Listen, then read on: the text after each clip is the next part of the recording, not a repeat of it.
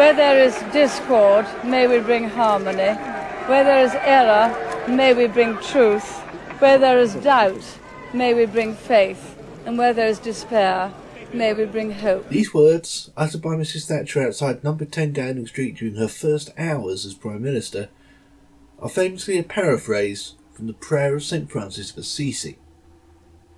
When Francis said it, he was petitioning God for the strength, moral and mental, to do such things. When Thatcher misquoted him, she was assuming it. If you still despair, if you still doubt, well, something's wrong with you, because God knows Thatcher's good enough. And if there's still disharmony, well, she's done all she can. And there was disharmony. Lots of it, throughout Thatcher's first term. Enough that it looked for a little while like it might just be her only term.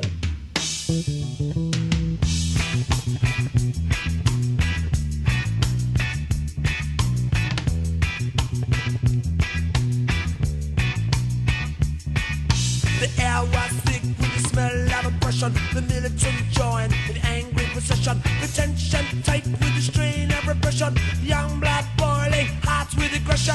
Jawa, fighting, fighting, Jawa. Too close, frightening. The 70s have been a bleak and unlovely decade, at least on a socio-political level. All industrial strife, austerity, 3-day weeks, strikes, racism, shawaddy-waddy, and IRA bombings. Little wonder that the decade saw popular youth culture embrace nihilism and contempt as a guiding aesthetic.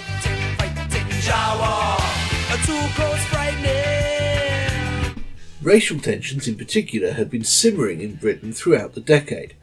Extremist parties like the National Front have been growing, as Enoch Powell lost the battle for the Conservative Party's soul to Ted Heath, and disaffected far-right Tories followed him out of the party. Meanwhile, social and economic factors continued to decay, the people at the bottom of society's ladder got angry and miserable, and, encouraged by the likes of Powell and National Front founder John Tyndall, they expressed that anger and misery through tribalism. If not directly blaming the blacks and the immigrants for their lot in life, they're happy enough to take out their frustrations on them as if they were to blame. By 1976, the NF had seats on local councils all over the damn place, and even did well enough in one constituency at one of the 1974 general elections to save their deposit, i.e. get their money for registering the candidate back. The Anti-Nazi League was set up to try and counter them, particularly in the streets, where increasingly bullish NF members could often be seen marching up and down doing their little Hitler salutes, looking for and usually finding a fight. Perhaps their proudest moment in this respect was the Battle of Lewisham, an attempted march from New Cross to the aforementioned district with its largely black community. To the NF's presumable delight, this resulted in the police using riot shields for the very first time outside of Northern Ireland. Over 100 people were injured in the resultant chaos. A proud moment indeed for the National Front, an intensely dispiriting low point for anyone who respected basic human values. This, however, was where the NF jumped the shark. By now, Thatcher was in charge of the Tories and defiantly steering the party back to the right. She went on World in Action to pander to the racists. People are really rather afraid that this country might be rather swamped by people with a different culture. And you know, the British character has done so much for democracy, for law, and done so much throughout the world, that if there's any fear that it might be swamped, people are going to react and be rather hostile to those coming in. So those former Tories in the NF, the ones who had jumped ship after Powell's firing, started to return to the fold. Infighting and incompetent leadership were the final nails in the coffin of the NF as anything resembling a political force. But of course they didn't go away, and neither did the fighting, or the racial tension. A major flashpoint occurred less than a fortnight before the election, as an anti-Nazi League demonstration outside of an NF rally in Southall turned inevitably into a massive fight, involving both sides and, most importantly, 25,000 police in full riot gear, members of the Special Patrol Group, a sort of Marines branch of the Metropolitan Police. The SPG were originally created during the twilight of Macmillan's reign, and they were to loom large throughout the early Thatcher years as governmental enforcers, charged with settling the country by leathering the living shit out of it with truncheons until it's simply too injured to riot. By the time they were scrapped in 1987, they were basically stormtroopers. On this day, in 1979, they waded into the fight seemingly at random, essentially becoming a third participant rather than peacekeepers. Dozens were injured, but it became major news when an unassuming Kiwi schoolteacher named Blair Peach was hit on the head by a rubberised radio held by an SPG member, officially still unidentified, and died in hospital the following day. Commissioner David McNee scolded the blacks for making trouble, and no one was ever charged. They didn't even admit it was a copper until 2010, and even then they added a probably. The riot that killed Blair Peach was 10 days before the election. By the time he was buried, over a month later, after several inquests and investigations, the country was Thatcher's problem. Said the truncheon came down. Although she wasn't ignorant of racial issues, one of her earliest meetings as PM with Foreign Minister Lord Carrington and sidekick Willie Whitelaw saw her complain about the number of Vietnamese boat people coming to Britain and wonder aloud how to stop the tide of Asian immigrants. Thatcher could never have been accused of caring over much about social issues amongst the working class. She was much more focused on combating inflation, reshaping Britain back into the major world power that was the heartbreaking envy of absolutely everyone else in the world, that in her mind at least it had been before Harold Wilson got it. The working classes, as far as she was concerned, were by definition devoid of the talent, wherewithal or intellect to be middle class. And they were only rioting because they didn't have the intelligence to do anything else. Still, this was the country she had inherited, one tearing itself apart after a decade of decay and misery, of that self-indulgent Cold War between unions and government that ruined the quality of life for everyone of average or below income. Everyone was suffering, everyone was angry, and that anger, being largely abstract, was inevitably translated into the usual scenarios, mostly other ethnicities. And inexplicably, the election of a Conservative government hadn't instantly made everyone in the world happy. And the disaffected youth who'd had to grow up in the Talasini 70s were coming of age, or at least of an age where they could throw things like bricks a fair distance. So Thatcher and company had to prioritise above their precious laissez-faire neoliberalism and make a noise about law and order. There were other internal reasons why her precious monetarist revolution had to be put off. Before she could reshape Britain, Thatcher needed to finish converting her own party. The Conservative Party that entered government was still full of, infested by, in Thatcher's estimation, the more moderate sorts from the Ted Heath era. Sceptics of the vision of hyper-liberated capitalism as gateway to utopia that Thatcher and her heralds like Keith Joseph were espousing. Advocates of the post-war consensus, the post-Attlee mixed economy that Thatcher believed was holding Britain back.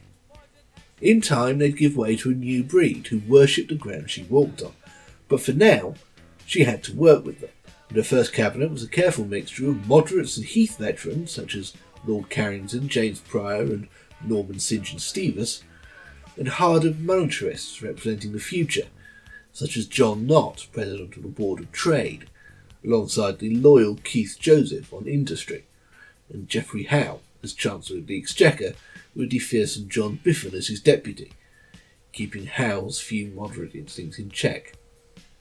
The sceptics were soon dubbed by Thatcher herself Wets, in an early demonstration of the Thatcherite obsession with literal physical strength.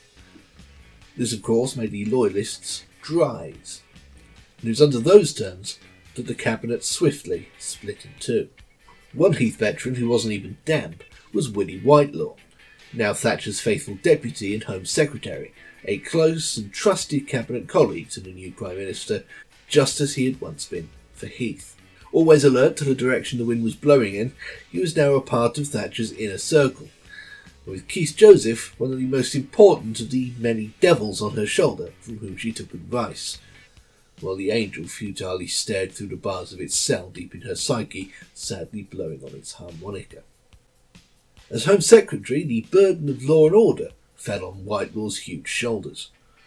Something big and flashy needed to be done, and immediately after election, to make the Tories look strong and committed to punching crime right in its face. The response to the looming chaos was to attempt to build a Route 1 police state in Britain. Stage 1, strengthening the police, which we're sure those present at Southall would agree was a measure that definitely needed to be taken.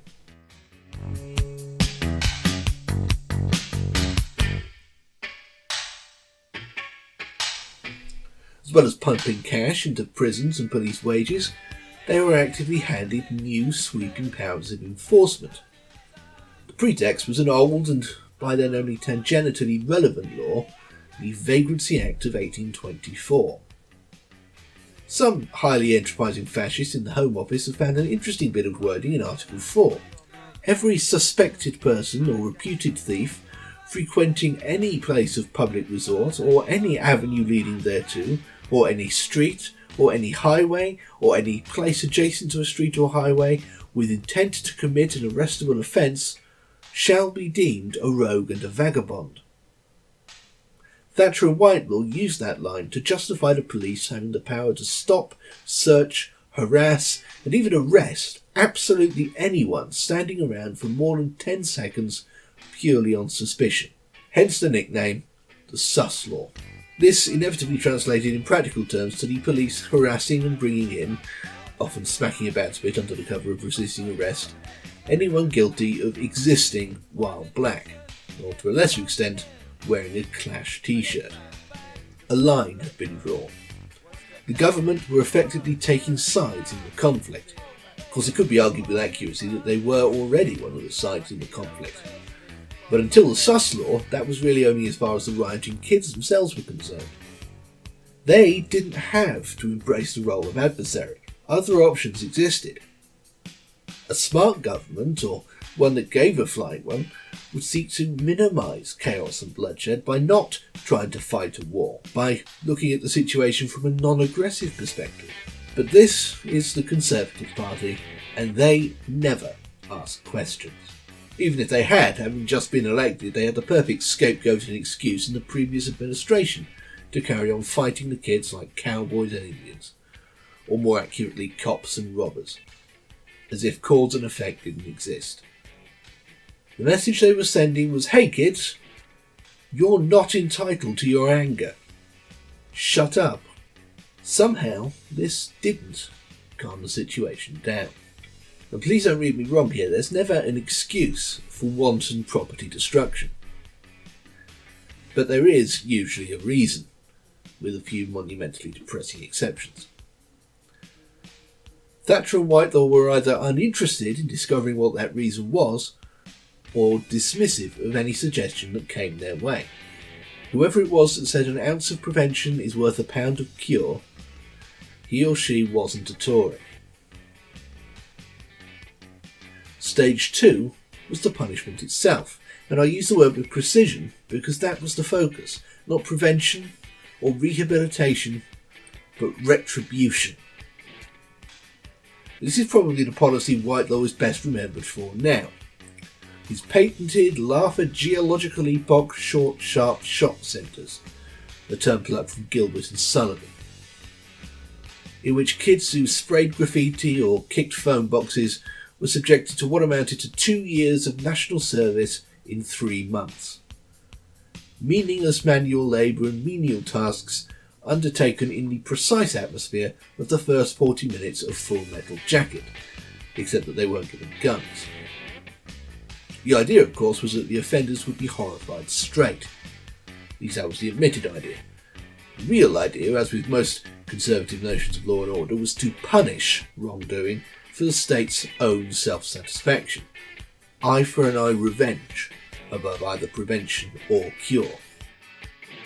The Tory voting public, equally hungry for revenge, thought it was a splendid wheeze. and the policy helped keep the Tories polling high in the early years, despite the fact that these centres were ludicrously expensive and, as it turned out, had marginally more than no effect whatsoever on the juvenile crime rate. They were, in fact, and for reasons far beyond the realm of Tory understanding, much more efficient as yet another instant resentment generator, which at this point was like a glass of water to a drowning man.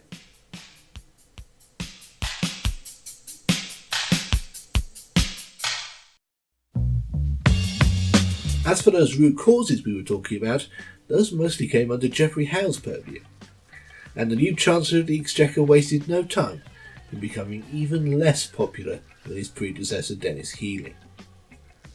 Of course, it can be argued that a Chancellor who pleases the public probably isn't doing his job very well. I'm sure George Osborne could have been heard to say that on at least one occasion. Certainly, with inflation still hog wild and unemployment rife, Howe really had little choice but to be a bastard one way or another. Not a difficult thing to achieve in Thatcher's cabinet, especially as the Chancellor of the Exchequer who has to act as midwife to Thatcherism. To those waiting with bated breath for that favourite media catchphrase, the U-turn, I have only one thing to say. U-turn if you want to.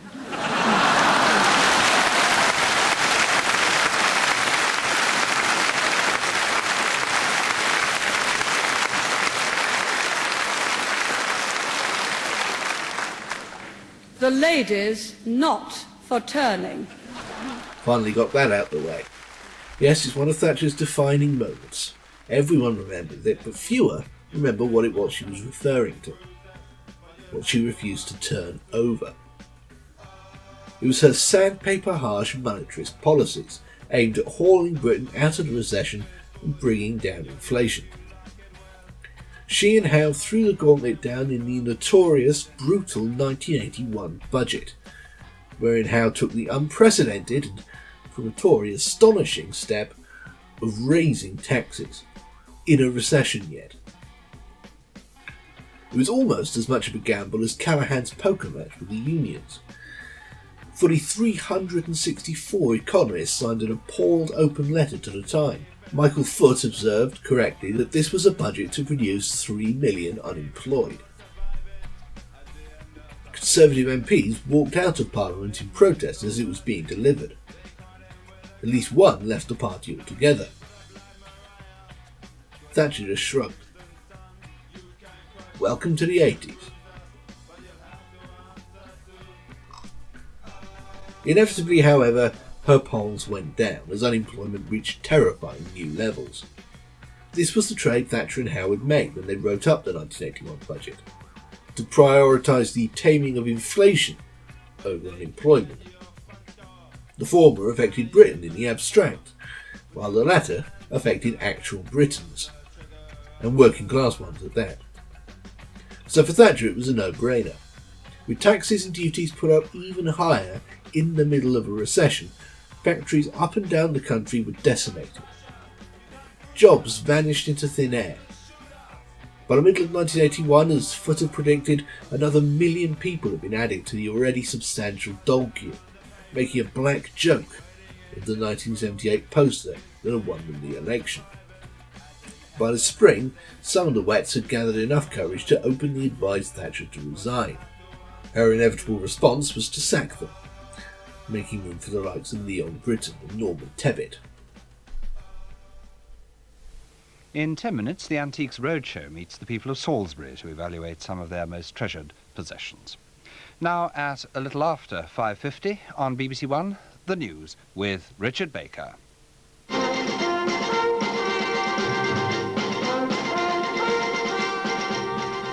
Violence engulfed many streets in the centre of Brixton. 165 policemen were injured, many seriously. Scores of shops, pubs and cars were burnt out. The Home Secretary, Mr. Whitelaw's reaction, distress and horror. And this afternoon, he went to Brixton to see for himself. That black joke went unspoken, but the young people of Brixton got it anyway. And so did those in Toxteth, Chapeltown and Handsworth. Pushed to breaking point by a country that didn't seem to want them, and the prospect of a life of misery, boredom and emptiness in front of them, the anger built up inside the Gestalt, manifesting first as dance floor fights over race and social standing that eventually spilled out onto the streets. The police weren't much help. Their sus law's most useful function had turned out to be identifying the amount of institutional racism in the police, which, to no one's great surprise, was pretty high. Further evidence was provided by their failure to investigate the New Cross fire in January 1981, which killed 13 young black people and was almost certainly a racially motivated arson attack. Finally, that summer, with the special's final defeated lament Ghost Towns, the most eerie, depressing and topically appropriate number 1 in history, Brixton, Toxteth, Handsworth and Chapeltown, among other places, set themselves alight.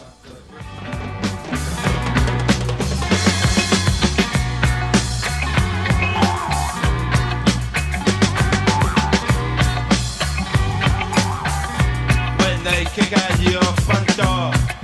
How you gonna come with your hand on your head or on the trigger of your gun? There's no point giving a blow-by-blow account of the riots. Young people smashed stuff up. It didn't look all that different from the riots in 2011, just without the iPads, and with a genuine actual reason for happening. Several injuries and arrests were made. At one point, the riots in Toxteth, who were more deprived than Brixton, got so bad that Thatcher and her government were seriously considering abandoning Liverpool altogether. For her being Tory, they would have taken any excuse to do that. Some Tories were baffled by the reasons for the disturbances, unable to believe, or in some cases comprehend, that resentment over unemployment might have been at the root. New and explicitly fascist Employment Secretary Norman Tebbit famously said this in response. I grew up in the 30s with an unemployed father. He didn't riot. He got on his bike and looked for work, and he kept looking till he found it. Once again, you're not entitled to your anger. It's nothing we're doing, it's all on you. Even if it had been true, it's not what you want to hear from the government. But the message did eventually sink in. The sus law was abandoned in the autumn of 1981, although the SPG, by now all but explicitly the paramilitary wing of the Metropolitan Police, continued on until they were just a peak cap away from literally being the Gestapo. The short, sharp shock treatment was softened as Borsals became detention centres. Britain took a step backwards from the police state, at least for now. It was too much authoritarianism too quickly. Thatcher had forgotten the boiling frog principle. Most importantly, having rushed the process, she'd used up her blame Callaghan card inside 2 years. She couldn't blame all this poverty and violence on Labour. It may have been on the cards since the winter of discontent, if not earlier, but she'd done nothing to prevent it. If anything, she'd accelerated it. It was on her. And for a while, it looked like she might just be yet another one-termer, just like Heath. And then something happened no one expected. Britain went to war.